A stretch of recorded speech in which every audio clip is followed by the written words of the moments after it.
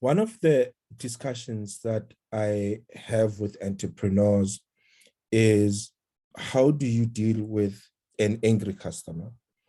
When a customer comes into the store and they want a service and that service cannot be rendered to them, or there's just a problem along the way and they get upset.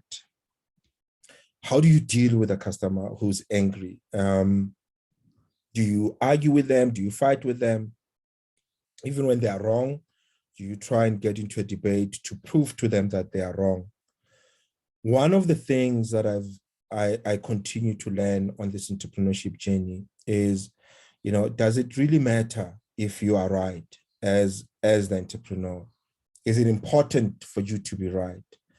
Given a choice between acknowledging that your customer is angry versus proving to her that she's wrong, which one do you want to spend your time debating? She's angry, she's upset about something, or you want to prove to her that she's wrong and you are right. And as the saying always goes, you can be right or you can be happy. I think in entrepreneurship, it's also, when it comes to our customers, it's also very important that you choose, you can be right or you can have empathy. You can try and spend your time fighting and proving a point to your customers that they are wrong, or you can choose to be empathetic to their frustrations and try and understand where they're coming from. In most instances, you can't do both. You want to argue that you're right and also want to have empathy at the same time. So you often there's a trade-off. More often, if you fight to be right and you win, you lose the customer. Is that important that you are right and you win the argument with your customer and you lose the customer? What some entrepreneurs, smart entrepreneurs understand is that the word right in the customer is always right does not mean that they would win an argument in court, right? It doesn't mean that. The phrase the customer is always right means that if you want the customer to remain your customer, you need to let them believe that she is right, right? If someone thinks that they're unhappy, then you know what? They feel that they're unhappy and they believe that they're unhappy. What you can do is to then try and understand, be empathetic, put yourself in their shoes and try and understand and interact with them, in a way that, could possibly resolve the issue from their point of view.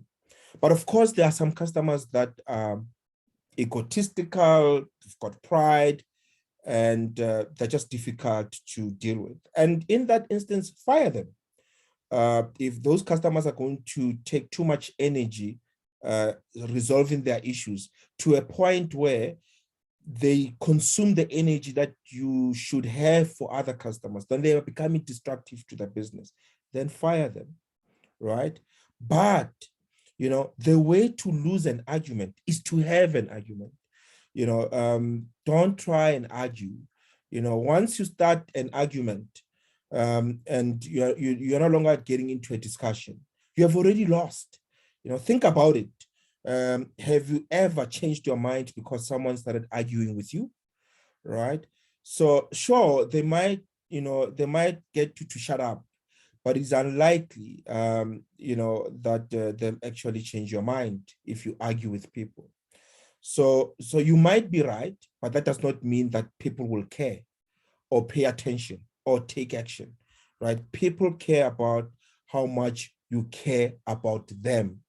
And often in an argument or when a customer is angry, one of the things that they're asking themselves is, why don't you care about how I feel? Why is my frustration not that important to you? Why are you so obsessed with being right? And in the process of arguing with me, proving to yourself that you are right, you are ignoring my frustrations, right? So losing an argument for me as an entrepreneur is much better than losing a customer or a friend. So, and I always advise entrepreneurs that, you rather lose the argument and still gain the customer than try and win the argument and lose the customer. Thank you.